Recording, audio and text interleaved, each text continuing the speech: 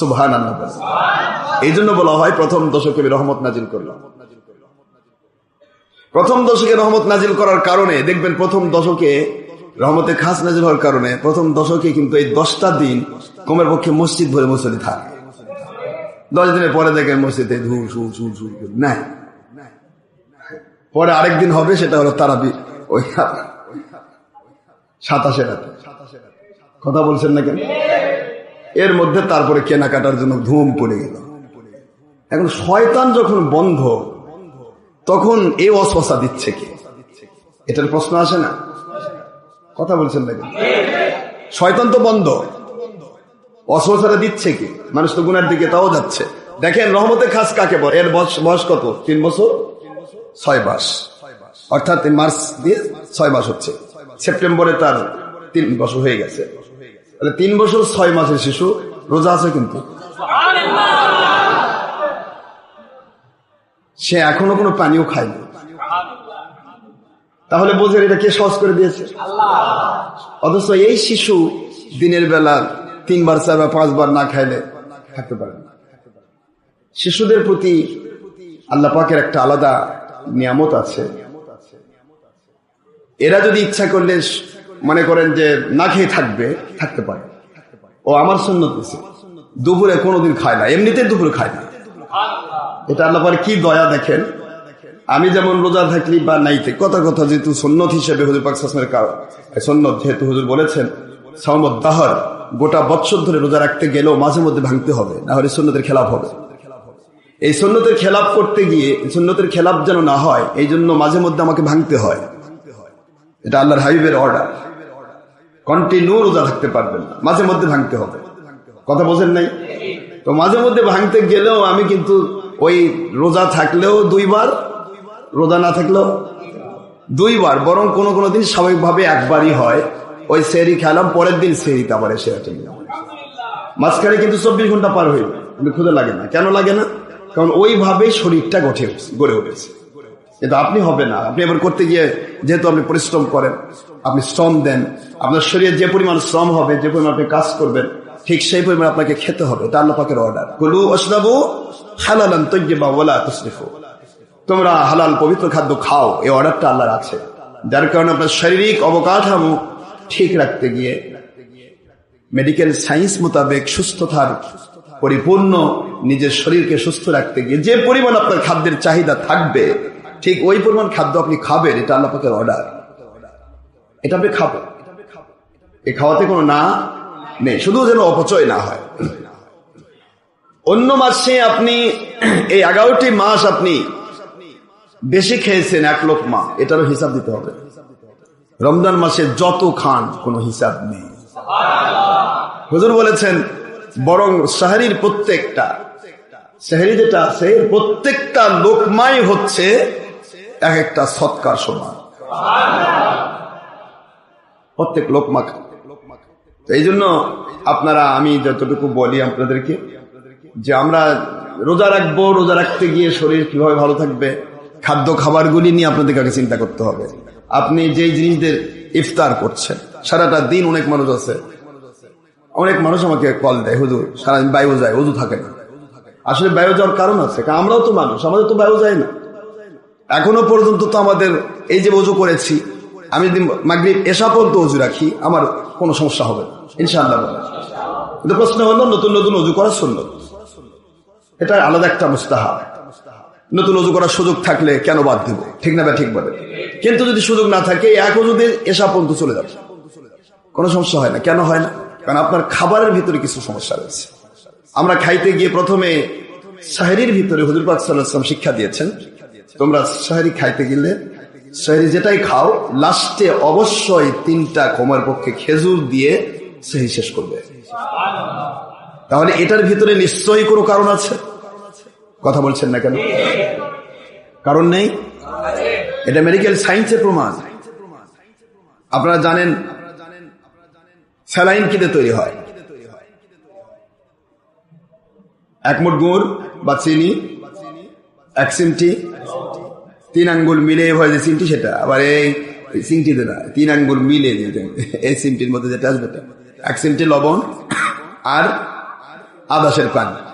কয়েকশের পানি? এই আদাসের পানি, এই তিনটা মিলে কিন্তু হয় কি? স্যালাইন।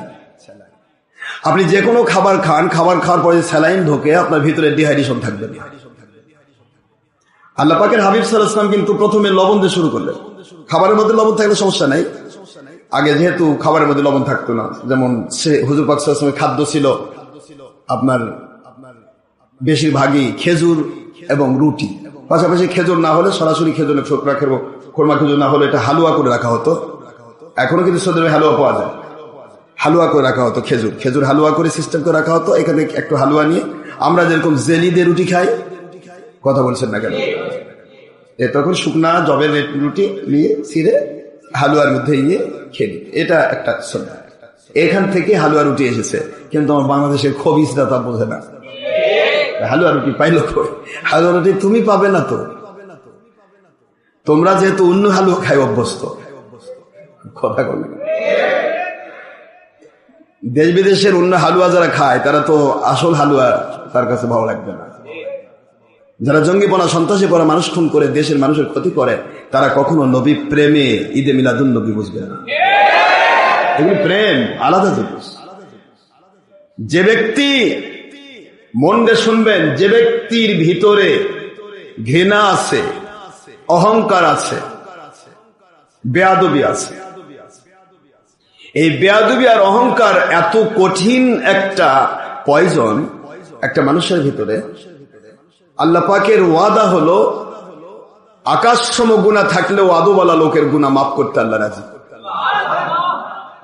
কিন্তু বেয়াদব এবং জালেমকে আল্লাহ হেদায়েত দিতে রাজি নন। কত বড় কঠিন কথা না? ওয়াল্লাহু লা ইয়াহদিল কওমাজ জালিমিন।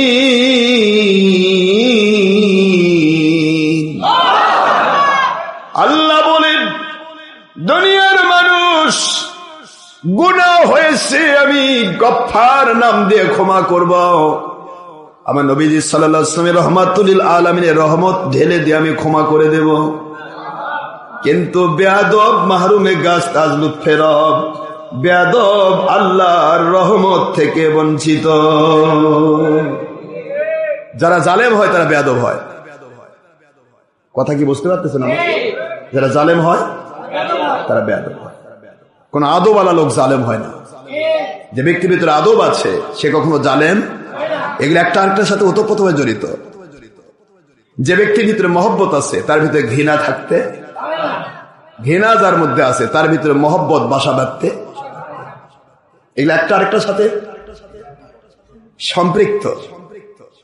যার ভিতরে অহংকার আছে সে ব্যক্তি কখনো হেদায়েতের নিয়ামত পাবে না। যে জালেম হয় তার কমের পক্ষে তিনটি কাজ থাকবে, একটা হলো বেয়াদবি, আরেকটা হলো অহংকার, কি বলে না কেন, আরেকটা হলো জুলুম। এই তিনটি জায়গায় এক জায়গা হইলে আল্লাহ বলে তাদের হেদায়েত নামক নিয়ামত আমি তাদের কপাল থেকে তুলে দেই। আপনি বাংলাদেশের মুন্সিগুলা দিয়ে তাকান, ফেসবুক ইউটিউবে যখন কথা কয় মনে হয় ইসলাম ওর জন্য, ও ইসলামের জন্য, মানে ইসলাম আল্লাহ লিস্ট দিছে, ওই যেটা কথা বলছেন না কেন, ও যেটা মানবে সেটাই ঠিক। আর ইমাম বুখারী থেকে শুরু করে সেই সাহাবায়ে কেরাম থেকে শুরু করে 1400 বছর পর্যন্ত যত ওলিয়া আউলিয়া গাউস কুতুব আবদাল মুজাদ্দিদ গেছে সব বাতিল, ওই একাই ঠিক। আর চেহারা থেকে আল্লাহ পাক চেহারার যে নূরটা এটা তুলে দেয়, ঠিক যেন কুকুরে পেশাব করছে। কি বলেন আপনার, কথা বলছেন না? একটা বেয়াদব যে হয়, বেয়াদব এমন একটা ব্যক্তি যে ব্যক্তিটার চেহারা থেকে আল্লাহ পাক নূর তুলে নেবে। একটা মানুষ কালো হোক কিন্তু আদবওয়ালা, নবী প্রেমিক, তার চেহারার ভিতরে আল্লাহ পাক আলাদা একটা কুদরতি নূর ঢুকাই দেন। ওই নূরটাই আপনাকে দেখে দিবে যে এই ব্যক্তিটা আল্লাহওয়ালা।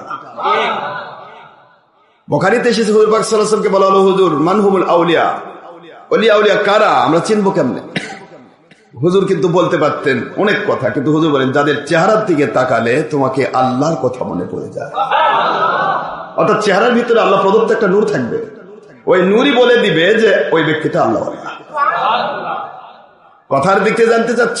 যার কথা শুনলে আল্লাহকে মানতে মন চায়, যার কথা শুনলে নবীজিকে মানতে মন চায়, হারাম কাজ ছেড়ে দিতে মন চায়,